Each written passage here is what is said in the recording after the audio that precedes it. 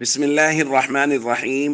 عن عائشة رضي الله تعالى عنها قالت قال رسول الله صلى الله تعالى عليه وسلم: من نذر أن يطيع الله فليطيعه ومن نذر أن يعصيه فلا يعصه. رواہ البخاری۔ نبی کریم صلی اللہ علیہ وسلم نے ارشاد فرمایا، جس نے اللہ کی اطاعت کی نظر مانی ہو اسے چاہیے کہ وہ اللہ کی اطاعت کرے، اور جس نے گناہ اور نافرمانی کی نظر مانی ہو وہ گناہ اور نافرمانی نہ کرے۔ دوستو، نظر ماننا یا منت ماننا، اس کا مفہوم یہ ہوتا ہے کہ ایسی چیز، ایسی عبادت اپنے اوپر لازم کرنا جو شریعت نے اس پر لازم نہیں کی۔ نظر کی دو قسمیں ہیں، نظر مطلق اور نظر معلق۔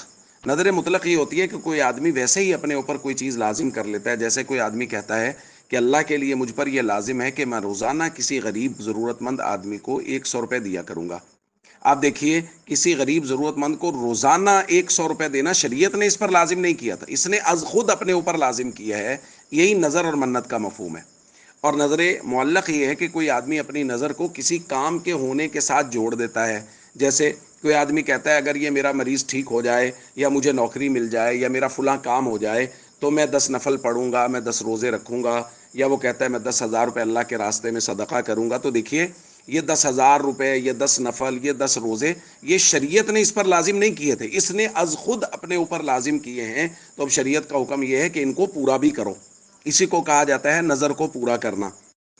یہاں ایک بنیادی بات یہ سمجھ لیجئے کہ نظر کو کے منعقد ہونے کے لیے کہ یہ نظر ایسی ہے کہ اس کا پورا کرنا لازم ہے، اس کی بنیادی 3 شرطیں ہیں۔ نمبر 1، نظر صرف اور صرف اللہ کے نام کی مانی جا سکتی ہے، اللہ کے علاوہ کسی کے نام کی نظر ماننا جائز ہی نہیں ہے۔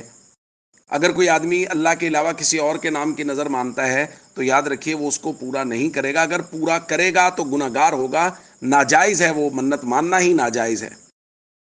نمبر 2، نظر صرف عبادت کی قبیل سے ہو، یعنی ایسی چیز کی منت مانی جائے جو عبادت سمجھی جاتی ہے، جو شریعت کی نظر میں بھی عبادت ہے۔ اور نمبر 3 شرط یہ ہے کہ عبادت بھی ایسی ہو جو کم از کم فرض اور واجب کے درجے کی عبادت ہو۔ ایک آدمی کہتا ہے کہ میرا فلاں کام ہو جائے تو میں اتنا وقت پیدل چلوں گا۔ اب پیدل چلنا تو کوئی عبادت نہیں ہے، لہذا یہ نظر منعقد نہیں ہوگی۔ تو نظر کو ماننے کے لیے یہ چیزیں اور نظر کو پورا کرنے کے لیے یہ چیزیں ضروری ہیں، یہ مسائل ضروری ہیں۔ نظر کے احکام کو آج شروع کیا ہے، اس کی تفصیلی گفتگو جو ہے وہ ساتھ ساتھ دروس میں آتی رہے گی۔ یہ ابتدائی چند باتیں تھیں نظر کے متعلق، منت کے متعلق، یہ ذہن نشین کر لینی چاہیے۔ السلام علیکم ورحمۃ اللہ وبرکاتہ۔